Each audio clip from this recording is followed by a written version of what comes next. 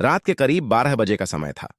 हल्की बारिश हो रही थी और सड़क पर सन्नाटा पसरा हुआ था। राजेश अपनी बाइक से घर लौट रहा था। उसे ऑफिस में देर हो गई थी, इसलिए उसने जल्दी घर पहुंचने के लिए पुराने पुल वाला शॉर्टकट रास्ता चुना। वो पुल शहर से थोड़ा दूर था और लोगों के बीच उसकी एक अजीब कहानी मशहूर थी। कहते थे कि उस पुल पर एक औरत की आत्मा भटकती है जो अचानक यू टर्न लेने पर दिखाई देती है। लेकिन राजेश ने कभी इन बातों पर विश्वास नहीं किया। जैसे ही वो पुल के पास पहुंचा, उसकी बाइक अपने आप धीमी होने लगी। उसने सोचा शायद सड़क फिसलन भरी है।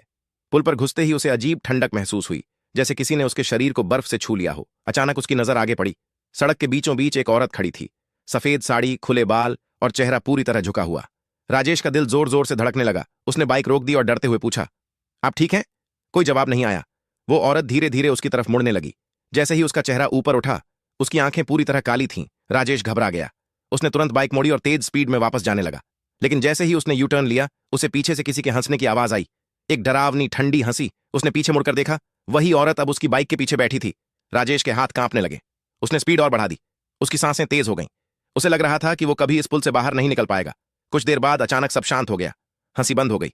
उसने धीरे से पीछे देखा, कोई नहीं था। वो राहत की सांस लेते हुए पुल से बाहर निकल गया और घर पहुंच गया। लेकिन कहानी यहीं खत्म नहीं हुई। अगली सुबह जब वो उठा तो उसके कंधे पर हाथ के निशान थे, जैसे किसी ने बहुत जोर से पकड़ा हो। डरते हुए उसने अपने दोस्त को यह बात बताई। उसके दोस्त ने कहा, तू बच गया। लोग कहते हैं कि जो भी उस पुल पर यू टर्न लेकर वापस आता है वो जिंदा नहीं बचता। राजेश का चेहरा सफेद पड़ गया। उस दिन के बाद उसने कभी उस पुल की तरफ देखा भी नहीं। लेकिन असली डरावनी बात तब हुई।